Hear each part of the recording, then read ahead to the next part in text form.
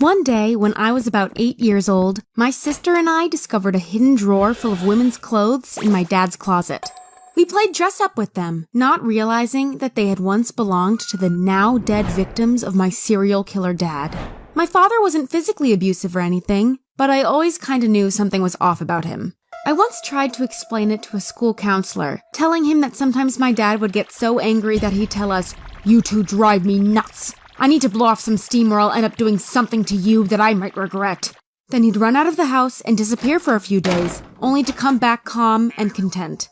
But this one time, Dad took me swimming at a lake and I got tired, so I reached for a life float. And Dad just pushed it away from me. I would swim some more and started getting really tired, but Dad kept pushing the float away until I started crying out of exhaustion. The counselor said Dad was just teasing me, but today I know that it was Dad's dark side. I saw it frequently. Like when I came home late from a movie and my dog Princess had disappeared. I asked where she was, and Dad simply responded, "She wouldn't shut up, so I made her shut up." And where is she now? Gone. You won't see her again. I couldn't believe he had done that, and cried myself to sleep that night.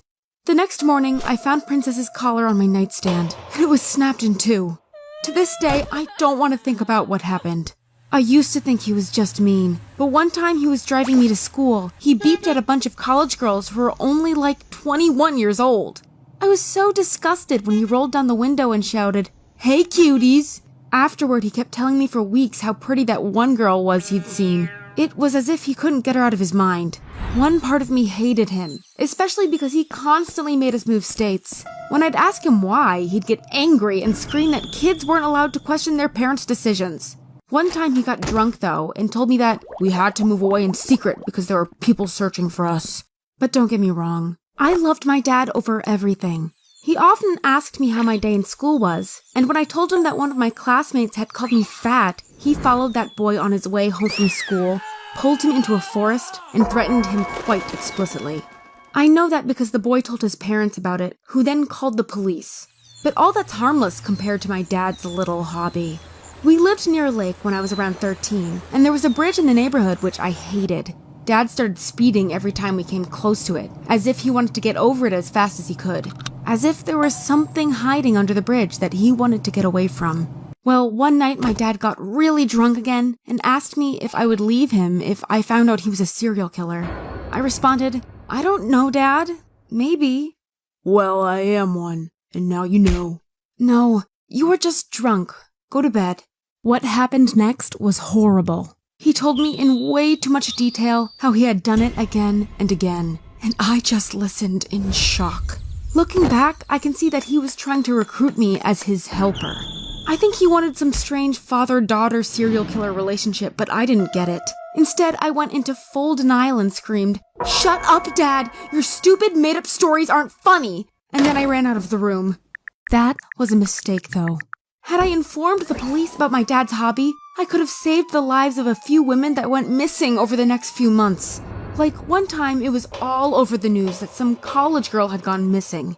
Normally, Dad would spend his Friday evening watching TV and drinking beers, but this night, he had locked himself into our shed. I was curious and waited all night for him to come out, and when he finally did, he was all dirty and covered in dirt.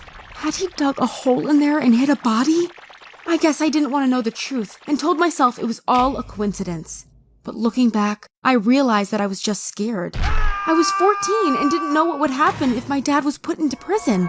Would I be sent to an orphanage? And how would the other kids treat me if they found out about my dad's crimes? I was petrified, and Dad kept trying to recruit me. For my 16th birthday, he gifted me a driver's license. I thought it was an act of kindness, but then he made me drive to a small lodge in a forest. He loaded something into the trunk and came back to the front of the car and said, "If a police officer stops you, never forget to smile and tell him that you just got your license. Then they'll never search your trunk." Anyway, just a couple months later, I came home from school and there were police officers in every room of the house. Oh, deep down, I instantly knew what was going on. But hearing out loud that my father was accused of murder still shook me to the bones. I felt like I was the guilty one. It was like I had taken those innocent lives. And even though I didn't go to prison, my life still went downhill. Especially school wasn't the same. No one would speak to me because of what my dad had done. I think the parents of students forbid them to talk to me in case I was like my father, which was ridiculous, of course. By the way, I have visited my dad a few times in prison. It's weird, but he just asked me how my life was, and then we had a normal conversation. When I asked him why he did what he had done, he said, "Why not?" and changed the topic again. To be honest, to me he still feels just like my dad. I was also seeing a therapist for a while, but I don't think I got any serious mental health issues. My only fear is that if I ever have a son, that he might inherit some serial killer gene from my dad and will turn out just like him. But that's out of my control anyway. Let me know if you blame me for some of the murders my dad committed or not.